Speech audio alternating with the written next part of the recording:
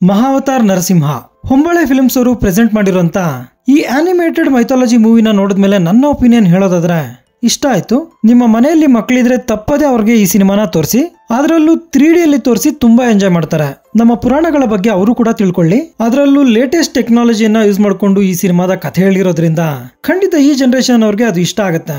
ನಮ್ಮಲ್ಲಿ ಆನಿಮೇಷನ್ ಸಿನಿಮಾಗಳು ತೀರಾ ಕಡಿಮೆ, ಅಪರೂಪಕ್ಕೆ ಈ ತರದ ಪ್ರಯತ್ನಗಳು ನಡೆಯುತ್ತೆ. ಕ್ವಾಲಿಟಿ ಕೂಡ ತುಂಬಾ ಚೆನ್ನಾಗಿ ಬಂದಿದೆ. ನಾನಂತೂ ಈ ಮಟ್ಟಿಗಿನ ಕ್ವಾಲಿಟಿಯನ್ನ ಎಕ್ಸ್ಪೆಕ್ಟ್ ಕೂಡ ಮಾಡಿರ್ಲಿಲ್ಲ. ಇನ್ನು ಈ ಮೂವಿಯ ಪ್ಲಾಟ್ ವಿಷಯಕ್ಕೆ ಬರೋದಾದ್ರೆ ಪ್ರತಿಯೊಬ್ಬ ಕನ್ನಡಿಗನಿಗೂ ಗೊತ್ತಿರೋ ಕಥೆನೆ. ನಮ್ಮ ಅಣ್ಣವರು ಹಾಗೂ ಅಪ್ಪು ಅವರು ನಟಿಸಿರುವಂತ ಭಕ್ತ ಪ್ರಹ್ಲಾದ ಸಿನಿಮಾದ ಕಥೆನೆ. ಅದಕ್ಕೂ ಇದಕ್ಕೂ ಹೆಚ್ಚಿನ ಡಿಫರೆನ್ಸ್ ಕೂಡ ಏನಿಲ್ಲ.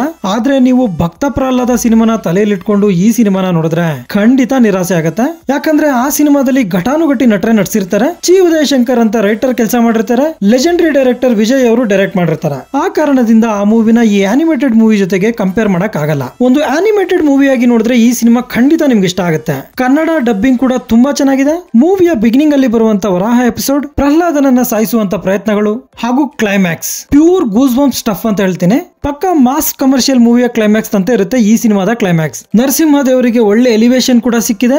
ನೋಡೋ ಪ್ರೇಕ್ಷಕರು ವಿಸಿಲ್ ಹೊಡೆಯೋದು ಪಕ್ಕ. ಕ್ಲೈಮ್ಯಾಕ್ಸ್ ಅರೌಂಡ್ 20 ಮಿನಿಟ್ಸ್ ಇರುತ್ತೆ. ಒಟ್ಟಾರೆ ಈ 3 ಎಪಿಸೋಡ್ ಸಿನಿಮಾದ ಹೈಲೈಟ್ ಅಂತ ಹೇಳ್ಬೋದು. ಆದ್ರೆ ಈ ಮಧ್ಯೆ ಸಿನಿಮಾ ಸ್ವಲ್ಪ ಸ್ಲೋ ಆಗಿರುತ್ತೆ. ಆ ಸ್ವಲ್ಪ ಹೊತ್ತಿನ ಸಿನಿಮಾನ ನೀವು ಅಡ್ಜಸ್ಟ್ ಮಾಡ್ಕೊಂಡ್ರೆ ರಿಮೈನಿಂಗ್ ಪಾರ್ಟ್ ಆಫ್ ದ ಮೂವಿನ ನೀವು ಎಂಜಾಯ್ ಮಾಡ್ತೀರಾ. ಈ ತರದ ಕಥೆಗಳನ್ನ ಆನಿಮೇಟೆಡ್ ರೂಪದಲ್ಲಿ ಹೇಳೋದ್ರಿಂದ ಮೂಲ ಕಥೆಯಲ್ಲಿ ಏನಿರುತ್ತೋ ಅದನ್ನೇ ತೆರೆ ಮೇಲೆ ತರಬಹುದು. ಸ್ಟಾರ್ಸ್ ನ ಇಟ್ಕೊಂಡು ಸಿನಿಮಾ ಮಾಡೋದ್ರಿಂದ ಅವರ ಇಮೇಜ್ ಗೆ ತಕ್ಕಂತೆ ಕೆಲವೊಂದು ಚೇಂಜಸ್ ನ ಮಾಡ್ಕೊಳ್ಬೇಕಾಗತ್ತೆ. ಈ ಸಿನಿಮಾನ ಕ್ಲೀನ್ ಪ್ರೊಡಕ್ಷನ್ಸ್ ಹಾಗೂ ಹೊಂಬಾಳೆ ಫಿಲ್ಮ್ಸ್ ಅವರು ಕೊಲಾಬರೇಟ್ ಆಗಿ ಪ್ರೊಡ್ಯೂಸ್ ಮಾಡಿರ್ತಾರೆ. ಹೊಂಬಾಳೆ ಅವರಿಂದ ಸ್ಮಾರ್ಟ್ ಕೊಲಾಬರೇಷನ್ ಅಂತಾನೆ ಹೇಳ್ಬೋದು. ಯಾಕಂದ್ರೆ ಈ ಕ್ಲೀನ್ ಪ್ರೊಡಕ್ಷನ್ ಅವರದೇ ಆನಿಮೇಟೆಡ್ ಸ್ಟುಡಿಯೋ ಕೂಡ ಇದೆ. ಯಶ್ ಅವರ ರಾಮಾಯಣ ಟೀಮ್ ಕೂಡ ಇದೇ ಪ್ಲಾನ್ ನ ಮಾಡಿದೆ. ಈ ಸಿನಿಮಾದ ಡೈರೆಕ್ಟರ್ ಅಶ್ವಿನ್ ಕುಮಾರ್ ಅವರು ಇದರ ಕೋ ಫೌಂಡರ್. ಅಶ್ವಿನ್ ಕುಮಾರ್ ಅವರು ನಮ್ಗೆ ಗೊತ್ತಿರೋ ಕಥೆನೆ ತುಂಬಾ ಇಂಟ್ರೆಸ್ಟಿಂಗ್ ಆಗಿ ಹೇಳಿದ್ದಾರೆ. ಸಿನಿಮಾ ನೋಡ್ತಿರೋಷ್ಟೊತ್ತು ನಾವು ಕೂಡ ಆ ಫ್ಯಾಂಟಸಿ ವರ್ಲ್ಡ್ ಒಳಗಡೆ ಹೋಗ್ಬಿಟ್ಟಿರ್ತೀವಿ. ಸ್ಯಾಮ್ ಸಿಯಸ್ ಅವರ ಸಾಂಗ್ಸ್ ಹಾಗೂ ಬಿಜಿಎಂ ಚೆನ್ನಾಗಿದೆ. ಅದ್ಭುತವಾದ ವಿಜುವಲ್ಸ್ ಇದೆ. ಸೂ ಫ್ರಮ್ ಸೋ ಸಿನಿಮಾ ಮಾಡ್ತಿರುವಂತ ಸದ್ದಿನಿಂದ ಈ ಸಿನಿಮಾ ಸೈಲೆಂಟ್ ಆಗಿದೆ.